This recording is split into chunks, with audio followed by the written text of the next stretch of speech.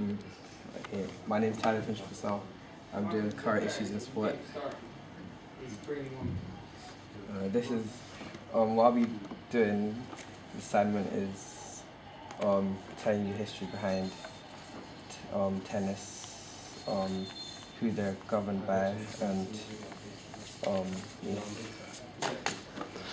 this is my tennis timeline, and it starts from the 12th century. And it says here tennis origins back from the French game called palm, where players hit a small ball over a net by hand. In 1873, Major Wingfield invented a game called Sparstike, Greek for playing ball, and first introduced it to Wales, played on lawns by wealthy English people, and this is where tennis evolved. And around the same time as this, the 18th century showed the widespread replacement of manual labour by new inventions and machinery. The Industrial Revolution also helped the workers by allowing more breaks from work, as the employees realised that the sports helps the workers' morale and drive to work. In 1897, the French Championships were opened to women for the first time. In 1920, Suzanne Lang of France became the first player to win the triple crown of ladies singles, ladies doubles, and mixed doubles. In 1938, the first tennis player to complete the Grand Slam of all 4 championships in the same year was the American Dawn Budge. In 1949, the fashion designer Ted Tinling created a dress from the American Gertrude Gussie Moran that would shock Wimbledon.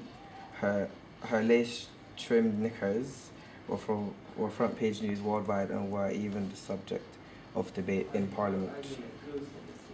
In 1962, the Australian Rod Laver wins the Wimbledon men's singles title on his way to securing the first of 2 Grand Slam titles.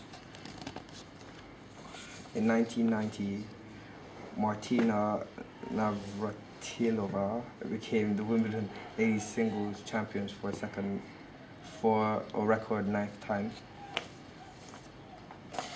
2004, Roger Federer becomes the first man since Matt Wilander in 1988 to win 3 of the 4 Grand Slam events, and also set an Open era record by winning 13 consecutive finals, dating back to 2003, which he beat Bjorn Borg and John McEnroe, who won 12 straight finals. In 2007, on the 19th of May, Rafael Nadal claims 81 straight wins on clay to set a new all-surface record. His run was ended by Roger Federer in Hamburg Masters finals the following day. There were no Englishmen in the women's singles in 2010. For the first time, this is its 133rd year history. On the 3rd of August, the longest singles match of Olympic history was held at Wimbledon during London 2012, where Roger Federer defeated Juan Martin del Potro. I've got links, but they're just pretty long, as you can see at the top.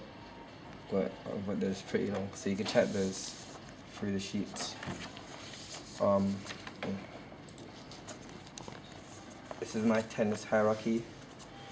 It starts with the ITF, which is the International Tennis Federation, and these like governing bodies that help support and fund tennis around the world.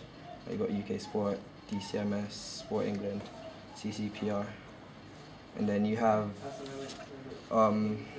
you've got tennis championships such as the Wimbledon, French Opens, and the Australian Open, and then you go down to county leagues, Southwest competition, national leagues, and local clubs.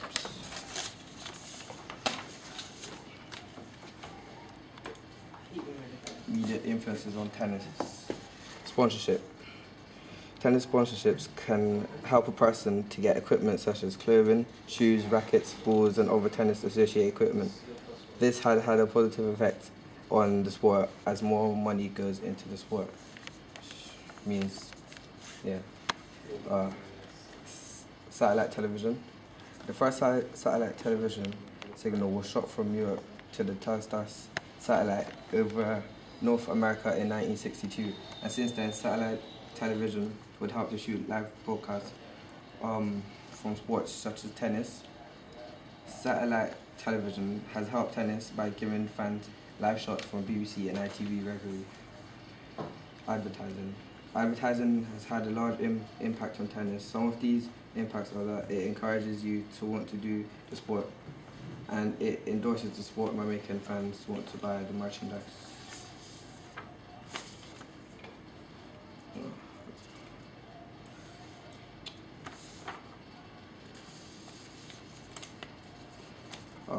Effects of technology in tennis.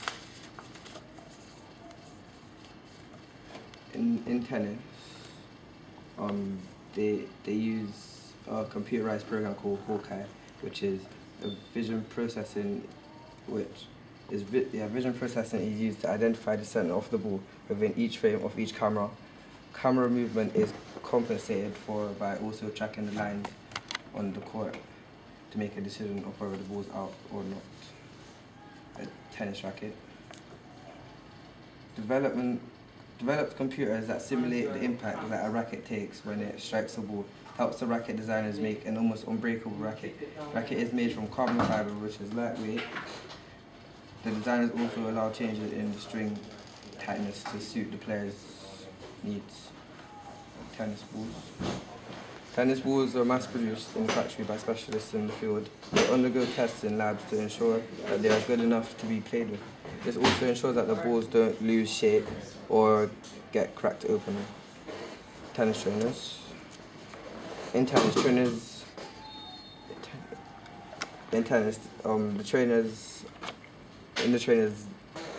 that